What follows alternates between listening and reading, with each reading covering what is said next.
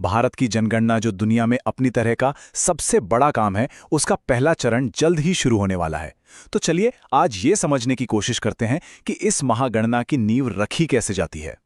तो मूल सवाल यही है, आखिर ये होता कैसे है?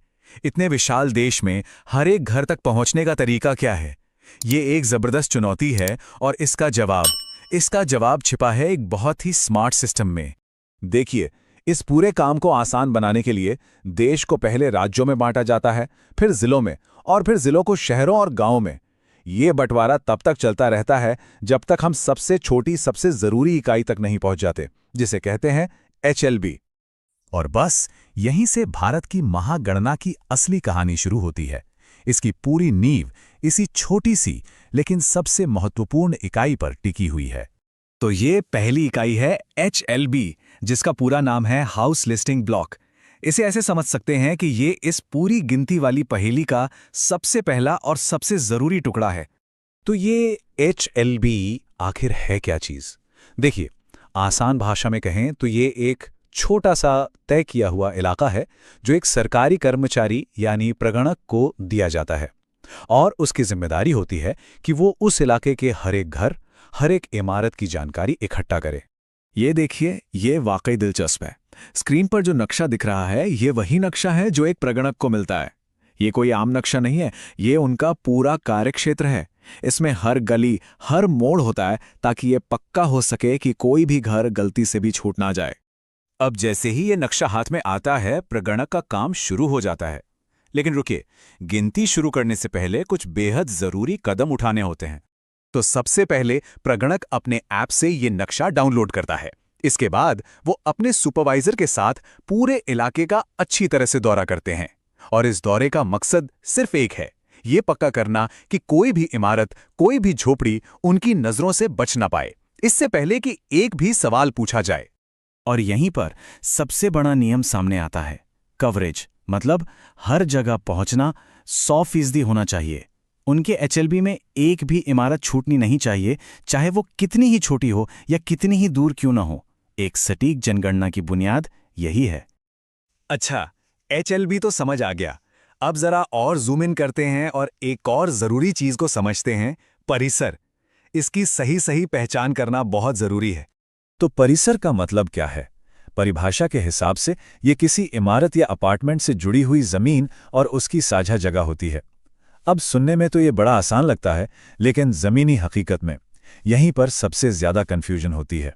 और यहीं पर एक बहुत दिलचस्प बात सामने आती है। परिसर के लिए दीवार या बाउंड्री का होना जरूरी नहीं है। जी हाँ, एक खुली जगह भी परिसर हो सकती है। ये बात हमारी आम सोच से थोड़ी अलग है ना? चलिए एक आसान सा उदाहरण देखते हैं।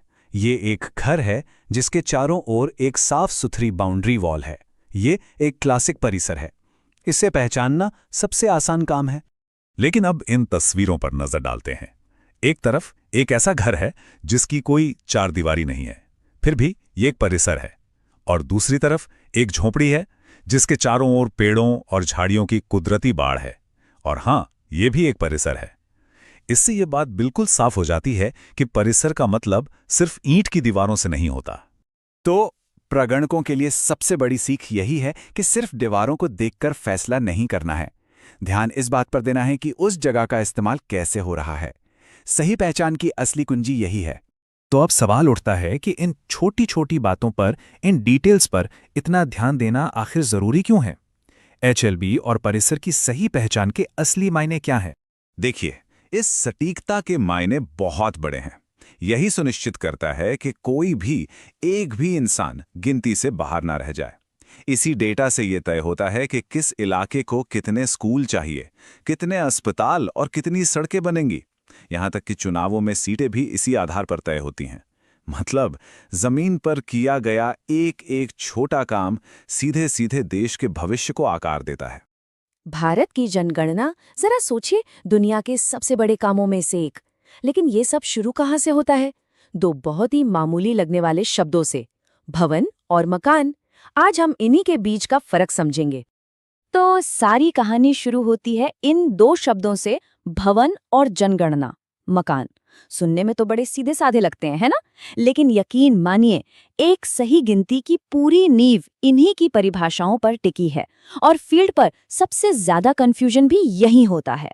तो सबसे पहले समझते हैं भवन क्या है। ये सबसे सीधी साधी चीज है, एक फिजिकल स्ट्रक्चर। तो देखिए, आधिकारिक परिभाषा क्या कहती है। भवन मतलब जमीन पर खड़ी एक सिंगल संरचना, जिसकी आमतौर पर 4 दीवारें और एक छत हो, बस इतना ही। एक ढांचा जिसे हम देख सकते हैं, छू सकते हैं। और देखिए, भवन का मतलब सिर्फ एक जैसी इमारतें नहीं हैं। ये एक मल्टी स्टोरी अपार्टमेंट भी हो सकता है, एक सिंगल फैमिली घर भी, और यहाँ तक कि एक शिकारी का टीपी जैसा गैर पारंपरिक ढांचा भी। मतलब शक्ल सूरत से ज्यादा उसके होने पर जोर है। तो एक सबसे जरूरी नियम, गोल्डन रूल क्या है? वो है छत। किसी भी ढांचे को भवन कहलाने के लिए छत का होना एकदम जरूरी है। अगर छत नहीं तो वो भवन की गिनती में नहीं आएगा। लेकिन यहाँ एक मजेदार बात है, दीवारें जरूरी नहीं हैं। हाँ, सही सुना। जरा सोचिए, एक शेड जो सिर्फ खंभों पर खड़ा है और ऊपर एक छत है, उसे भी एक भवन गिना जाएगा। है ना दिलचस्प? ठीक है, तो भवन तो समझ आ गया। अब चलते हैं तीसरे और ज्यादा अहम हिस्से पर, जनगणना मकान। और यहीं पर असल कहानी बदलती है, क्योंकि यहाँ बात सिर्फ ढांचे की नहीं बल्कि उसके इस्तेमाल की है। तो इन दोनों में फर्क क्या है? देखिए, भवन एक फिजिकल स्ट्रक्चर है, लेकिन जनगणना मकान उसके इस्तेमाल की एक इकाई है। भवन की पहचान उसकी छत से होती है, पर जनगणना मकान की पहचान होती है उसके दरवाजे से, उसके एंट्रेंस से। और सबसे बड़ी बात, एक भवन में कई मतलब एक से ज्यादा जनगणना मकान हो सकते हैं। तो अब आते हैं सेक्शन 4 पर। वो चीज जो सबसे ज्यादा जरूरी है, वो है प्रवेश द्वार। ये देखिए, ये है सीधी सीधी परिभाषा। एक भवन या भवन का वो हिस्सा जिसका एक अलग मुख्य प्रवेश द्वार हो। बस यही है कुंजी। पूरा खेल इसी अलग मेन एंट्रेंस का है। वो एंट्रेंस चाहे सीधे सड़क पर खुले या किसी कॉमन आंगन या सीढ़ियों से हो। ये तस्वीर देखिए, इससे सब कुछ पानी की तरह साफ हो जाएगा। ये जो अपार्टमेंट ब्लॉक है, ये एक सिंगल स्ट्रक्चर है, तो ये हुआ एक भवन। लेकिन इसके अंदर 4 अलग अलग फ्लैट हैं और चारों के अपने अपने दरवाजे हैं, तो ये हो गए 4 जनगणना मकान। एक भवन, 4 मकान, सिंपल। लेकिन रुकिए, कहानी में एक ट्विस्ट है। हमेशा नियम सीधे सीधे लागू नहीं होते, और ये दिखाता है कि जनगणना का काम कितना फ्लेक्सिबल भी होता है। तो अब दिमाग में सवाल आएगा कि एक अपार्टमेंट ब्लॉक तो हमेशा एक ही भवन होता है ना? हमने अभी अभी यही तो सीखा। और यहीं आता है वो आहा मोमेंट। बाईं तरफ देखिए, केस ए। ये है स्टैंडर्ड नियम, एक स्ट्रक्चर मतलब एक भवन और उसके अंदर 8 घर। लेकिन अब दाईं तरफ देखिए, केस बी। ये है अपवाद। अगर म्युनिसिपैलिटी या कोई लोकल अथॉरिटी हर फ्लैट को पहले से ही एक अलग बिल्डिंग नंबर दे देती है, तो जनगणना के लोग भी उसे 8 अलग अलग भवन मान लेंगे। ऐसा इसलिए ताकि लोकल रिकॉर्ड्स और जनगणना के डेटा में कोई गड़बड़ ना हो। अब आखिरी सेक्शन में ये समझते हैं कि ये इतनी बारीकियां, ये सब परिभाषाएं आखिर इतनी मायने क्यों रखती हैं। ये इतना जरूरी क्यों है? क्योंकि इसी गिनती के आधार पर सरकारें फैसले लेती हैं। संसाधनों का बंटवारा, कहाँ स्कूल बनेंगे, कहाँ अस्पताल की जरूरत है, सड़कें कहाँ तक जाएंगी, ये सब इसी डेटा पर निर्भर करता है। सही डेटा मतलब सही प्लानिंग, और सही प्लानिंग मतलब देश का सही विकास। ये प्रभावी शासन की बुनियाद है। तो सवाल ये है कि इस पूरी गिनती का बेसिस क्या है? मतलब जब कोई सेंसस वाला कर्मचारी किसी के दरवाजे पर दस्तक देता है, तो वो एक परिवार को कैसे डिफाइन करता है? क्या ये खून का रिश्ता होता है, शादी? जो भी दिमाग में आ रहा है ना जवाब, वो बिल्कुल नहीं है। और जवाब ये रहा, जनगणना के लिए परिवार का मतलब खून का रिश्ता नहीं, बल्कि साझा रसोई है। हाँ, किचन। इसका मतलब पता है क्या है? अगर एक ही घर में 2 भाई अपनी अपनी पत्नियों के साथ अलग अलग चूल्हे पर खाना बनाते हैं, तो जनगणना की नज़र में वो 2 अलग अलग परिवार हैं। कमाल है ना? सब कुछ किचन पर डिपेंड करता है। चलिए इसकी ऑफिशियल डेफिनेशन भी देख लेते हैं। जनगणना में एक हाउस होल्ड यानी कि परिवार का मतलब है रिलेटेड या अनरिलेटेड लोगों का एक ग्रुप जो एक साथ रहते हैं और एक कॉमन किचन से खाना खाते हैं।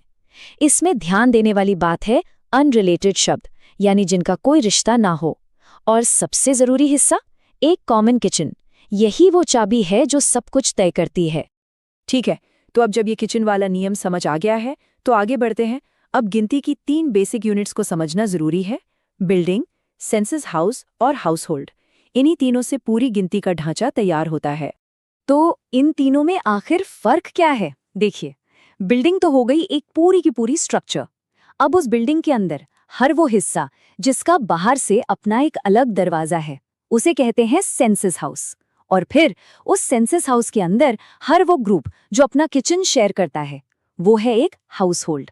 तो ऐसे समझिए, एक बड़ी बिल्डिंग में कई सारे सेंसस हाउस हो सकते हैं, और क्या पता किसी एक सेंसस हाउस के अंदर भी एक से ज्यादा हाउस होल्ड रह रहे हों। चलिए, डेफिनेशन तो हो गई। अब देखते हैं कि ये नियम असल दुनिया में कॉम्प्लिकेटेड सिचुएशंस में कैसे काम करते हैं। असली मजा तो अब आएगा। एक गांव का एग्जाम्पल लेते हैं। वहां क्या होता है, अक्सर एक ही परिवार के पास सोने के लिए एक अलग झोपड़ी होती है, खाना पकाने के लिए अलग जगह और अनाज रखने के लिए कोई और कोठरी। अब देखने में तो ये सब अलग अलग स्ट्रक्चर हैं, लेकिन सेंसस वाला इन्हें एक ही यूनिट मानता है। क्यों? क्योंकि ये सब सिंगल यूज प्रिंसिपल के अंडर आती हैं। मतलब एक ही परिवार अपनी जिंदगी चलाने के लिए इन सब का इस्तेमाल कर रहा है।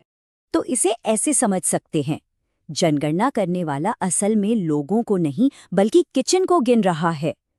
रसोई ही वो सेंटर पॉइंट है जिससे सब कुछ जुड़ा हुआ है। अच्छा, अब शहरों की तरफ आते हैं। यहाँ एक सीधा साधा एग्जाम्पल देखते हैं। एक नॉर्मल अपार्टमेंट बिल्डिंग सोचिए। मान लीजिए उसमें 12 फ्लैट्स हैं, हर एक का अपना दरवाजा, अपनी रसोई। तो यहाँ मामला बिल्कुल सिंपल है, एक बिल्डिंग, 12 सेंसस हाउस और 12 हाउस होल्ड। लेकिन अब जरा बिल्डिंग नंबर 5 पर नजर डालते हैं। यहाँ मामला थोड़ा पेचीदा है तो ये एक ही बिल्डिंग, पर सेंसस के हिसाब से इसके अंदर 3 अलग अलग यूनिट्स हैं। कौन सी है ये? तो ये 3 यूनिट्स क्या है? पहली, मेन घर जहां फैमिली रहती है। दूसरी, सर्वेंट क्वार्टर जिसका अपना अलग दरवाजा हो सकता है। और तीसरी यूनिट हो सकती है कोई दुकान या ऑफिस जो उसी बिल्डिंग का हिस्सा हो, मतलब एक नॉन रेसिडेंशियल एरिया। और यहीं पर किचन वाला नियम फिर से हीरो बन जाता है। सर्वेंट क्वार्टर को एक अलग हाउस होल्ड क्यों गिना जाता है? क्योंकि सर्वेंट मालिक के किचन में नहीं बल्कि अपनी अलग जगह पर खाना बनाता है। मतलब अलग किचन तो अलग हाउस होल्ड, भले ही सब एक ही छत के नीचे क्यों ना रह रहे हों। ये एग्जाम्पल इस नियम को एकदम क्रिस्टल क्लियर कर देता है। ठीक है, तो अब ये तो पता चल गया कि गिनना क्या है, पर ये कैसे पक्का किया जाता है कि हर एक दरवाजा गिना जाए, कुछ भी छूटे नहीं? इसके लिए एक बहुत ही सिस्टमैटिक तरीका है। तो कोई घर छूट ना जाए, इसके लिए एक फिक्स्ड रास्ता होता है। कर्मचारी हमेशा किसी भी एरिया के नॉर्थ वेस्ट कोने से शुरू करते हैं और फिर एक सांप की तरह जिग-जैग पैटर्न में आगे बढ़ते हैं। एक गली पूरी की, फिर दूसरी। ये एक बहुत ही ऑर्गेनाइज्ड तरीका है। और मान लीजिए कोई बिल्डिंग छूट गई या 2 नंबरों के बीच कोई नई बिल्डिंग बन गई, तो सिस्टम उसके लिए भी तैयार है। उसे बस एक सब नंबर दे दिया जाता है। जैसे 10 और 11 के बीच में कोई बिल्डिंग आई तो उसे नंबर मिलेगा 10/1। दरवाजों पर ऐसे नंबर लिखे हुए शायद देखे भी होंगे। इनका एक खास मतलब होता है। पहला नंबर है बिल्डिंग नंबर, और ब्रैकेट के अंदर जो नंबर है वो बताता है कि उस बिल्डिंग में कितने सेंसस हाउस हैं। तो अगर कहीं 102-3 लिखा दिखे तो इसका मतलब है बिल्डिंग नंबर 102 और इसके अंदर 3 अलग अलग यूनिट्स हैं। तो काफी कुछ समझ लिया हमने। चलिए एक बार फिर से इस पूरी गिनती के सबसे जरूरी जो कोर प्रिंसिपल्स हैं उन्हें फटाफट रिवाइज कर लेते हैं। तो बस सब कुछ इन 4 नियमों पर टिका है। बिल्डिंग एक सिंगल स्ट्रक्चरल यूनिट है। सेंसस हाउस की पहचान है उसका अलग मेन एंट्रेंस। हाउस होल्ड की पहचान है कॉमन किचन, और जहां भी मामला फंसता है वहां सिंगल यूज का प्रिंसिपल काम आता है। ये 4 नियम समझ लिए तो समझिए जनगणना की पूरी प्रणाली समझ ली।